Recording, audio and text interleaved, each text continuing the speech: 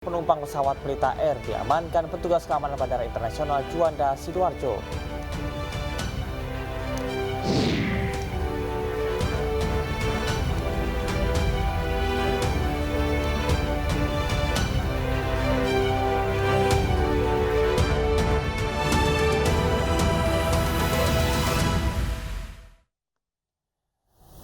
Ya baik, terima kasih pemirsa, Anda masih di iNews Pagi bersama dengan saya Camar Henda dan Ayadovus. Demikian tadi adalah informasi dan juga berita pilihan pada pagi hari ini. Kita akan ke informasi berikutnya berkaitan dengan ratusan rumah di Tangerang Selatan, Banten yang terendam banjir usai diguyur hujan deras. Badan Penanggulangan Bencana Daerah Tangerang Selatan mengevakuasi warga Bukit Pemulang Indah usai banjir menggenangi perumahan ini akibat meluapnya anak Kali Angke. Terdapat beberapa titik kawasan perumahan terendam banjir dengan ketinggian air 20 hingga 90 cm. Sementara di Kelurahan Pemulang Timur ada 4 perumahan terdampak banjir, di antaranya perumahan Bukit Pemulang Indah, perumahan MA, perumahan Lembah Pinus, dan perumahan Pamulang Estate.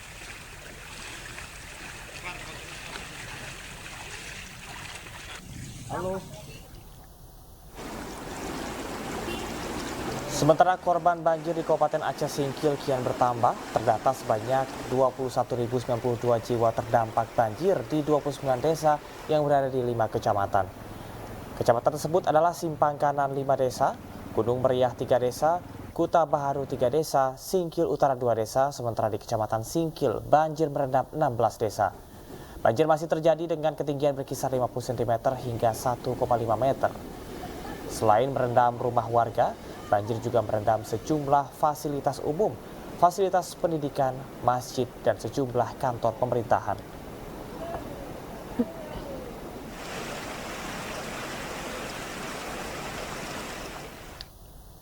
Pemirsa, seorang bocah berusia 7 tahun kehilangan nyawa di tangan orang tua angkatnya di Ketapang, Kalimantan Barat. Kasus ini terungkap saat korban ditemukan tewas secara tak wajar di belakang rumah orang tua angkatnya.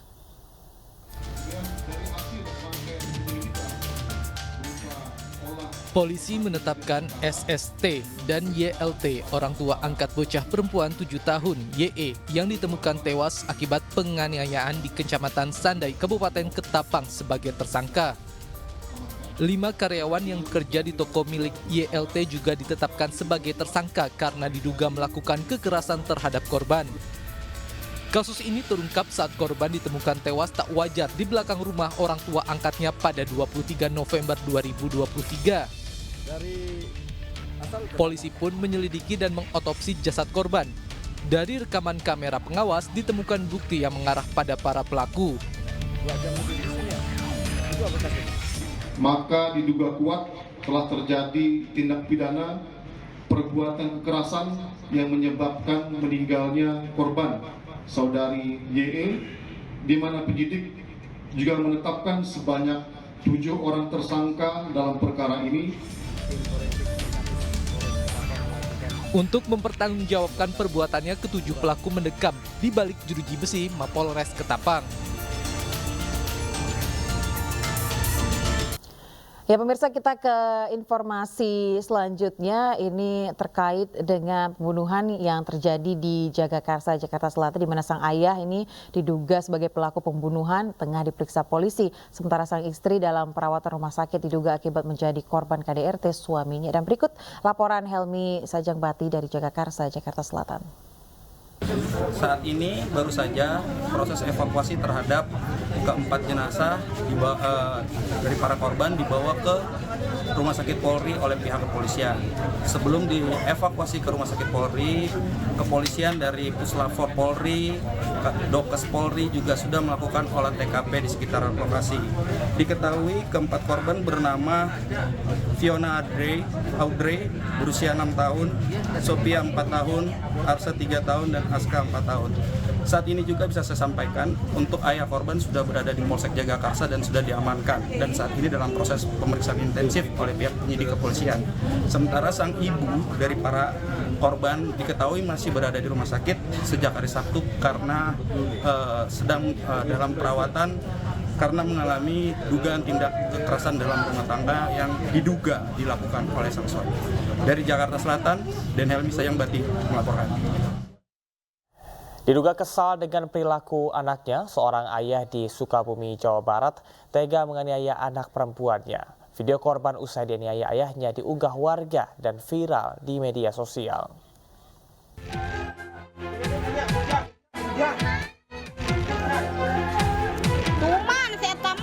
Beredar video dan viral, seorang perempuan menangis histeris usai menjadi korban kekerasan oleh ayah kandungnya di Kampung Sirnasari, Pelabuhan Ratu, Kabupaten Sukabumi, Jawa Barat.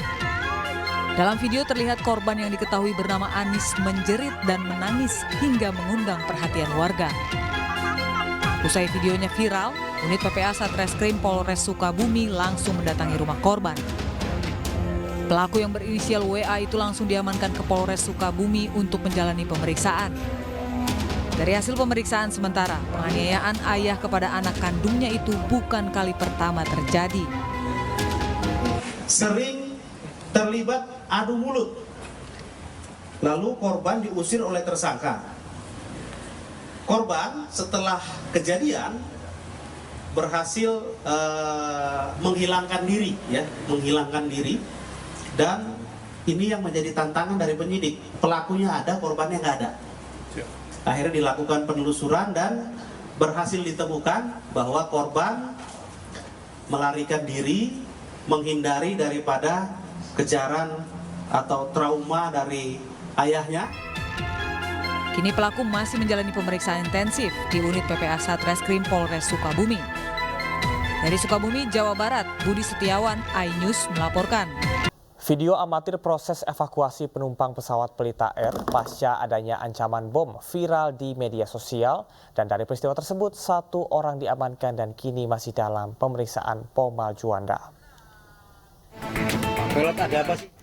Ada apa ini? Ini dijelasin pilot ada yang bercanda atau... Oh ya, wah. Seorang penumpang pesawat Pelita Air bernama Surya Hadiwijaya tujuan Jakarta diamankan petugas keamanan Bandara Internasional Juanda Sidoarjo karena bercanda akan membawa bom ke dalam kabin pesawat. Akibat ulah pelaku, pesawat tersebut gagal terbang.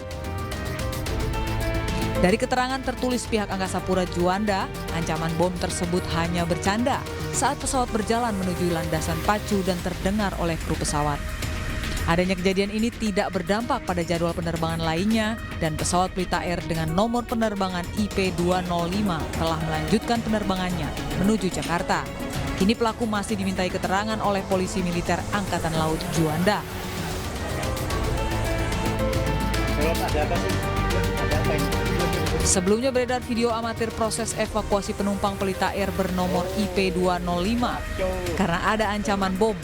Namun dalam video yang berdurasi 1 menit 50 detik itu, sejumlah petugas keamanan bandara tengah memberikan edukasi pada penumpang yang tengah dievakuasi dan petugas lainnya berjaga-jaga di landasan. Video yang diduga direkam oleh salah satu penumpang ini kemudian viral di media sosial. Pihak keamanan Bandara Internasional Juanda Sidoarjo langsung melakukan pemeriksaan dan mengevakuasi penumpang. Dari Sidoarjo, Jawa Timur, Yoyo Agusta, iNews melaporkan.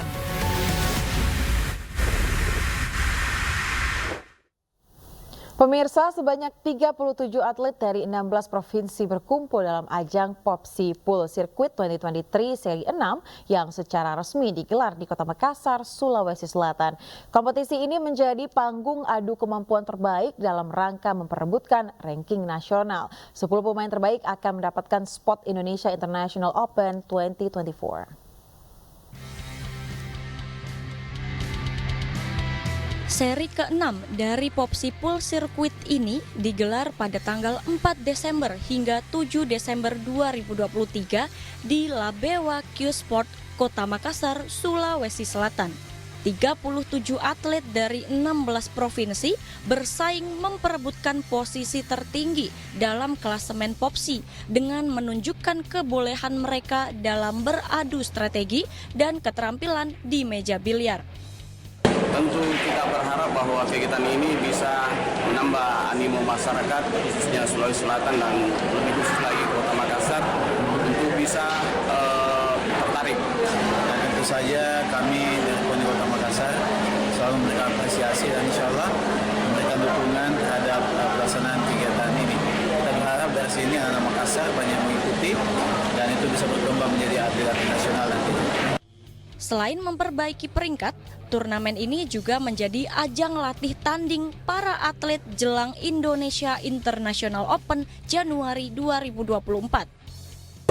Ini merupakan rangkaian terakhir dari sirkuit nasional yang memperebutkan ranking nasional, di mana setelah kegiatan ini akan diakumulasi siapa yang akan menduduki ranking terbaik nasional untuk tahun 2023, yang mana 10 terbaik akan mendapat spot di Indonesia International Open.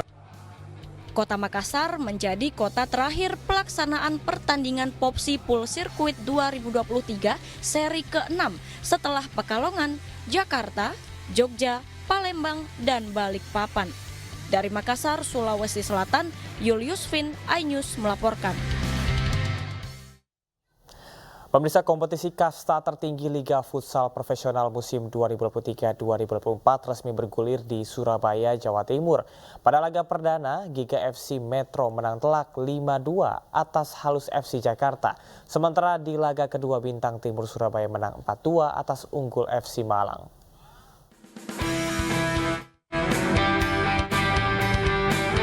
Digelar di Gor Unesa Surabaya, Jawa Timur, Giga FC bermain melawan Halus FC Jakarta di laga perdana. Bermain saling menyerang, Halus FC harus mengakhiri keunggulan Giga FC. Hingga babak kedua berakhir, skor 5-2 untuk kemenangan Giga FC tidak berubah. Sementara pada pertandingan kedua, Bintang Timur Surabaya bertemu dengan Unggul FC Malang. Laga ini dimenangi oleh Bintang Timur Surabaya dengan skor 4-2. Kita dari Bintang Timur Surabaya, mana 2 tahun yang menjadi juara nasional, tentu kita ingin mempertahankan supaya tahun ini juga kita bisa tetap menjadi juara nasional. Pertandingan di Surabaya ini menemukan derby Jawa Timur juga. Itu pertandingannya sangat seru, keras, tapi tanpa provokasi, tapi tetap fight. Ya, sportivitas itu harus dijaga. Persaingan pada musim ini diprediksi berlangsung ketat. 12 klub yang berpartisipasi mendatangkan pemain-pemain berkualitas. Dari Surabaya, Jawa Timur, Hari Tambayo, iNews melaporkan. Pemirsa, Justin Hubner resmi menjadi warga negara Indonesia setelah melakukan pengambilan sumpah dan janji setia kewarganegaraan Republik Indonesia. Dengan paspor Indonesia yang telah dikantonginya, Hubner sudah bisa membela timnas Indonesia dalam waktu dekat.